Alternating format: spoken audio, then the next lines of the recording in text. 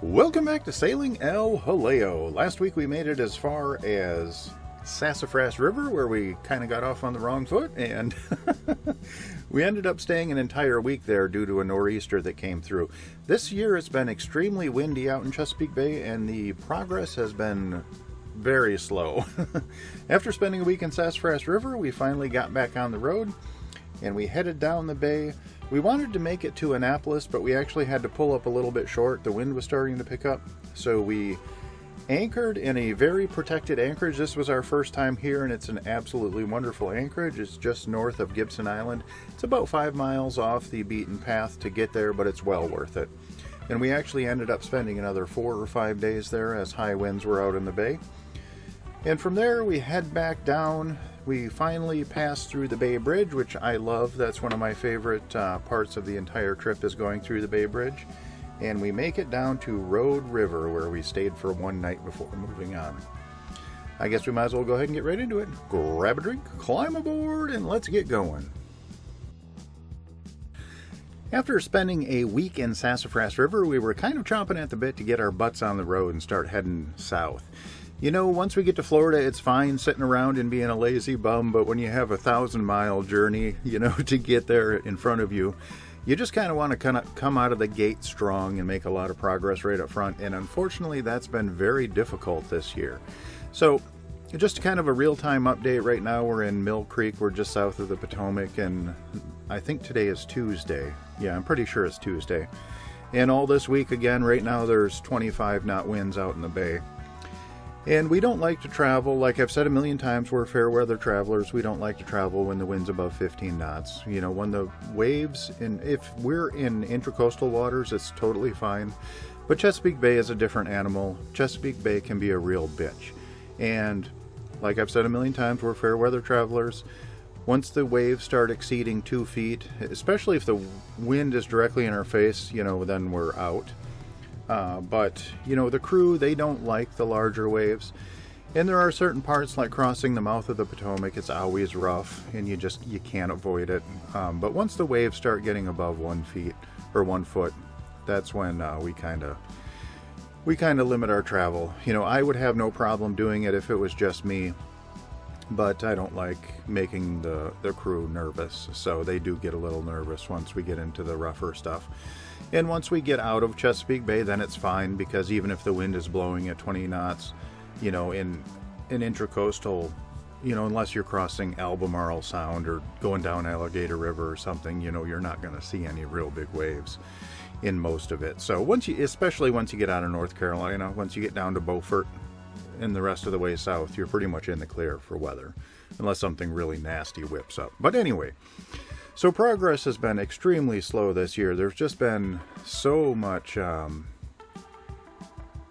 high wind this year. It's been crazy. We've been out here for 3 weeks now, and we've only had maybe 5 good travel days in those 3 weeks, so it's been pretty crazy. But we're almost through with Chesapeake Bay. We've only got maybe 2 more days to go. We would like to get down to Jackson Creek because I need some fuel for the heater. It's been pretty chilly this year as well.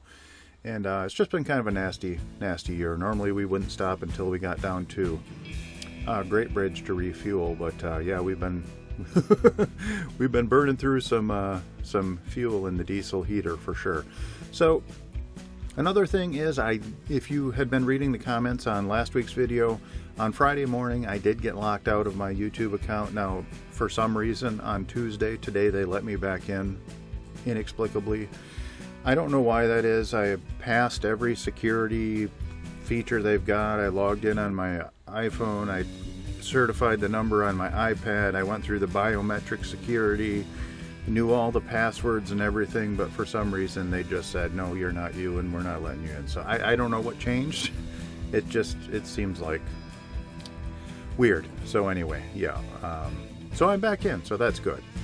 I actually did start a second channel, but I've changed the name on that just so there's no confusion now. So if that ever happens again in the future, I'll just start a second channel, I guess, and I guess hope I get back into the original at some point. But anyway, Yeah, so it's been very, very slow going.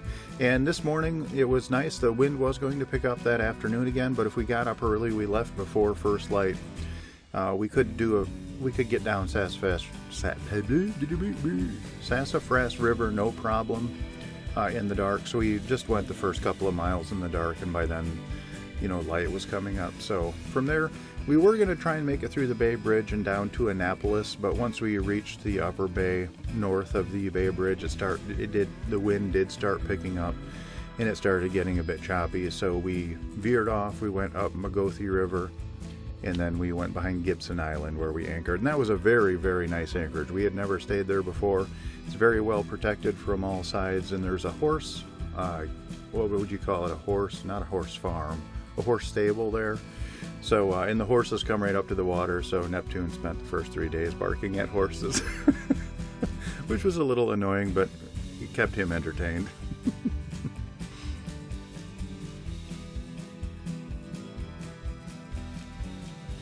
Since we're going to be staying in the Eagle Cove anchorage for 4 or 5 days, and that's the anchorage just north of Gibson Island, I figured it'd be a perfect opportunity for us to start trying out Frank Jr. and breaking in Beans Jr. So Beans Jr. is a 6-horse Suzuki, and it has an internal fuel tank, which I've never dealt with before.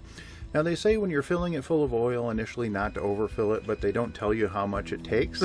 So, you know, I added a couple of tablespoons at a time, and after 18 times of filling it, I finally got to the correct level. I just didn't want to mess around with having to try to drain some out if I overfilled it, so I went very slowly. And I've never had an outboard that had an internal fuel tank before, and I think it holds maybe only about 1 liter of fuel, so I'm not sure exactly how long that's going to last us. So that'll just take some getting used to. Now it does have a connector for an external fuel tank, and I actually ordered one, but the connector that connects to the outboard is not a standard external fuel tank fitting.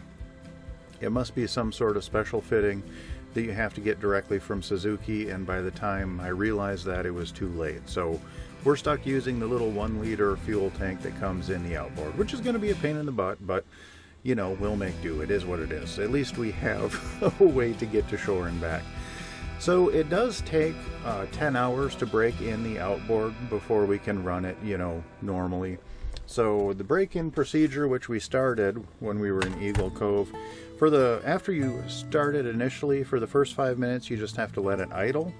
And then for 15 minutes after that, you can actually motor around in forward gear, but you have to go just at idle speed. And then for the next hour and 45 minutes, you can go up to half throttle. And then for the next hour, they actually want you to run at 3/4 throttle, and that's where we're at. We have not made it that far yet. And then for the remaining 7 hours, you can use whatever throttle speed you want, but you shouldn't be in at full speed for more than 5 continuous minutes. So that's the break-in schedule. It's pretty straightforward. We did make it through the 5-minute idle, through the 15-minute at the 15-minute motor at idle speed, and then we did start, you know, the next day we started breaking in the next phase where we could go up to half throttle for the remaining hour and 45 minutes now of that phase. Now there is an obvious design flaw that I didn't think of, it's not a design flaw, there's an obvious hazard that I should have thought of that I didn't, because I don't even know what I was thinking. But once the crew got in there, so Frank Jr. is a lot smaller than the old Frank used to be, so we are a bit more crowded, and I was worried about the stability of Frank, but let's just say I weigh 220 pounds. Let's just say that. But I was worried about the stability of Frank Jr., but I could actually stand on one of the 2 pontoons, my full weight, standing upright on that pontoon, and it didn't even feel like it was close to tipping over, which is great. So I think I could sit on the pontoon like I did on the old one. Now obviously between the top of the pontoon and the floor, there's a height difference there, so it's going to take some getting used to. But for these first initial runs, I just sat kind of Indian cross-legged on the floor while the crew was up in front of me. And one thing that didn't occur to me, because I'm a dumbass, is that if we're driving forward what happens if a dog goes over the front? Well, we're going to run them directly over, which is a problem. Are you okay, Princess? Yep, just give me a minute, okay? Hanwi's down here whining. It's almost dinner time, but not quite. Just a little bit longer, we. So it didn't occur to me that was a possibility, which is stupid on my part. So on our first outing, they were all up at the front of the boat, and they were kind of jockeying for position, and they were kind of bumping each other, and I almost thought one was going to go over, which would have been bad. But normally I don't make them wear. It's okay, Hanwi. It's okay. Just relax, Princess. I'm almost done. But normally I don't. Hanwi, come here. Come on. Come on up. Come on. Say hi to the people. Yes, you come up and say hi. Okay, okay. Can you just give me 2 more minutes to explain this, and then I'll give you lots of attention. Just give me 2 minutes. Just a couple of minutes. Okay, Princess? Yes, just give me 2 minutes, and then I'll be with you. Okay? Can I just get 2 minutes of time? Okay, just relax. Just relax for a few minutes, Princess. Yep, I'll be right with you. I'm probably going to get the stink eye here for a few minutes. But I normally don't make them wear their life jackets. Now, Hanwi has worn her life jacket before just because she's never been in the water past, knee depth. So I don't know if she can swim. I just assume she can. But I know Neptune. Okay, stop. Just stop for a few minutes, okay? Just relax.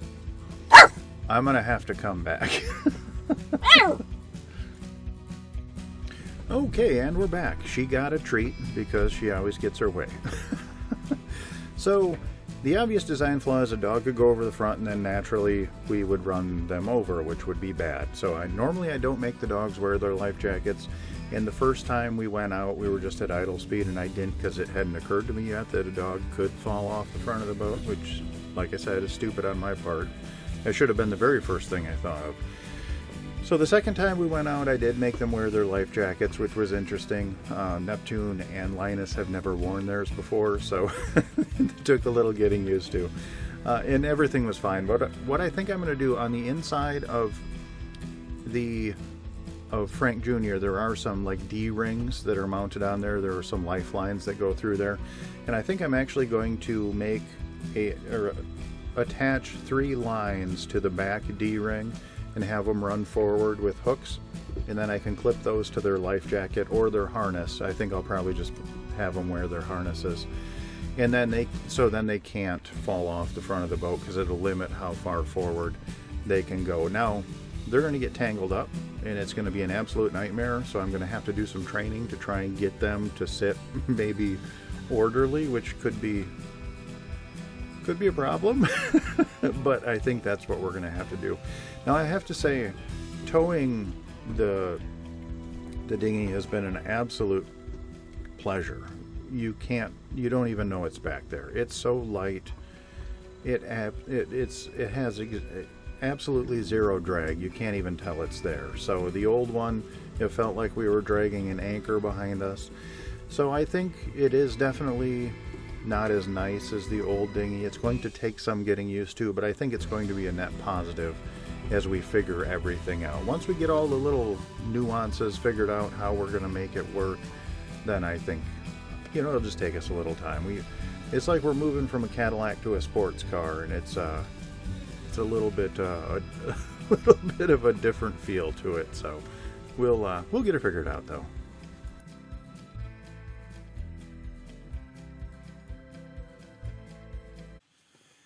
And that's all we have time for this week. I would like to give a massive shout out to my Patreon crew. Without your guys' support, I wouldn't make these videos. And my Patreon crew is Joan and Juddy Judnick, Val and Chris Alcorn, Denise and Eli Sackett, Sherry Erickson, Deb Shaw, Matthew Spotton, Peter Allen, and Natalie Linehan. Thank you guys so very much. Your support really means the world to me. I do have one legacy patron member, and her name is Joan Linbo. Unfortunately, she has passed on, but she lives on in our hearts forever. We really miss you, Joan. If you are interested in joining our Patreon crew, there is a link in the description down below, and that'll take you to our Patreon page where you can sign up. And there are literally hundreds of extra videos and photos of our travels, and I try and keep everything there up to date and post at least once or twice a week. So it gives you a little peek behind the curtain. If you do like our videos, please like, comment, and subscribe. That'll help us out more than you'll ever know, and that actually doesn't cost you anything. So hit that like button. Alrighty, I hope you all are well, and we'll see you next week.